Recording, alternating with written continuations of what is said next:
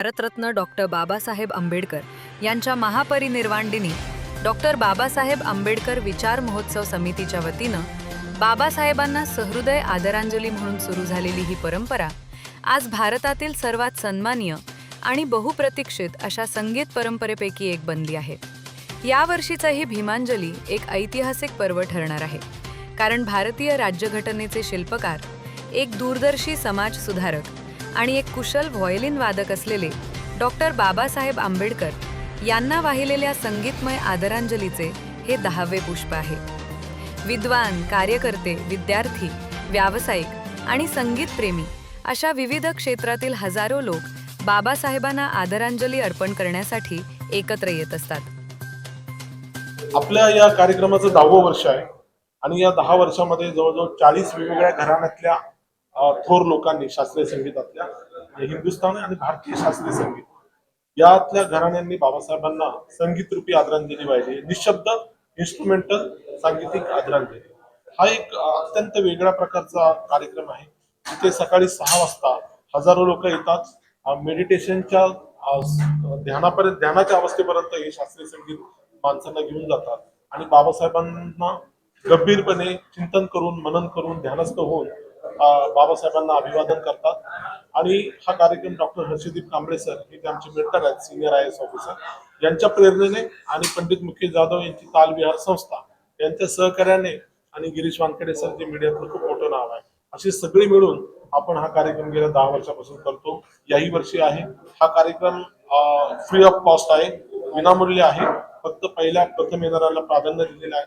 गेली 10 वर्ष मी याचं अँकरिंग करत आहे, त्याच्यामुळे अत्यंत शिस्तबद्ध पद्धतीने शांततेमध्ये आमचे सगळे राष्ट्र निर्माते डॉक्टर बाबासाहेब आंबेडकर विचार महोत्सव समितीचे सर्व सुपर कोऑर्डिनेटर, व्हॉलेंटियर याच्यामध्ये येऊन आम्हाला मदत करतात आणि हा कार्यक्रम यशस्वी करतात।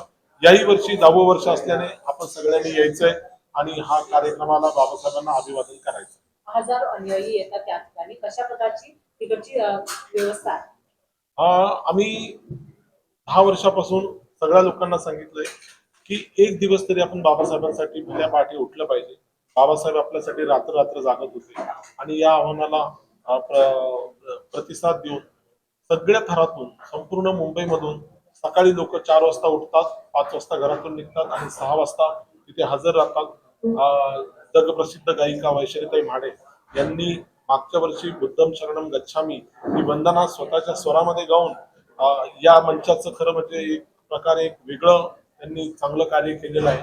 याही वर्षी त्या येणार आहेत आणि ही सगळी टीम सोबत असल्यामुळे डॉक्टर हर्षदीप कांबळे सर आणि मंत्रालयातले सगळे सिनियर अधिकारी याच्यामध्ये सहभागी असल्यामुळे एक वेगळ्या प्रकारचा दर्जा या कार्यक्रमाचा असतो। एक चांगला संदेश संपूर्ण कार्यक्रमाचा संपूर्ण याच्यामध्ये समाजामध्ये जातो आणि अशा प्रकारे शास्त्रीय संगीत जे बुद्धांच्या काळापासून अस्तित्वात होतं, बुद्धांच्या गाथा या शास्त्रीय संगीतात बांधलेल्या होत्या। तोच धागा बाबासाहेबांनी व्हायोलिनची आवड आणि तबल्याची आवड, तोच धागा डॉक्टर हर्षदीप कांबळे सरांनी, पंडित मुकेश जाधव आणि आमच्या सर्व समितीने घेऊन शास्त्रीय संगीतातून बाबासाहेबांना आपण अभिवादन। मी मुकेश जाधव, तबला वादक। मी आपल्या माध्यमातून सर्व मुंबईकरांना मी निमंत्रित करतोय आमच्या या 10व्या वर्षाच्या भीमांजली कार्यक्रमासाठी। या वर्षीच्या या भीमांजलीमध्ये उस्ताद शुजात खान सतार वाजवणार आहेत, त्यानंतर राजेंद्र प्रसन्ना हे बासरी वाजवणार आहेत आणि पंडित अतुल कुमार पद हे व्हायोलिन वाजवणार आहेत। मी तबला साथीला आहे आणि यावर्षीचं वैशिष्ट्य म्हणजे तबला आणि मृदंगम याची जुगलबंदी पण होणार आहे आणि हे 10वं वर्ष असल्यामुळे बाबासाहेबांना व्हायोलिन आणि तबला आवडायचा, त्यामुळे आम्ही एक 15 व्हायोलिन प्लेयर्सचा एक सिम्फोनी आम्ही तयार केलेली आहे, ती त्या दिवशी आम्ही सकाळी 6 वाजता सादर करणार आहोत। तर मी सर्वांना विनंती करतो की या वर्षीच्या भीमांजलीला सकाळी 6 वाजता 6 डिसेंबरला सर्वांनी उपस्थित राहून आपण बाबासाहेबांना आदरांजली वाहूया। धन्यवाद। माझं नाव गिरीश वानखेडे आहे आणि मी या समितीसोबत बरेच वर्षापासून जोडलेलो आहे। माझं काम आहे या साऱ्या इव्हेंट्सला प्रसिद्धी देणं, कलाकारांना कोऑर्डिनेट करणं आणि प्रसार माध्यमातून या प्रोग्रामला जास्तीत जास्त लोकांपर्यंत पोहोचणं। आमचं म्युझिक यूट्यूब चॅनल सुद्धा आहे, जय भीम म्युझिक। ते या साऱ्या भीमांजलीचे जे प्रोग्राम्स होतात त्याला ते आर्काईव्ह म्हणून ठेवतात. तर यावर्षी जे भीमांजलीचा प्रोग्राम होईल तो स्ट्रीमिंगच्या माध्यमाने जय भीम म्युझिकवर सुद्धा राहील, भीमांजलीच्या सोशल हँडलवर सुद्धा राहील आणि भरपूर लोकांपर्यंत हा प्रोग्राम पोहोचेल.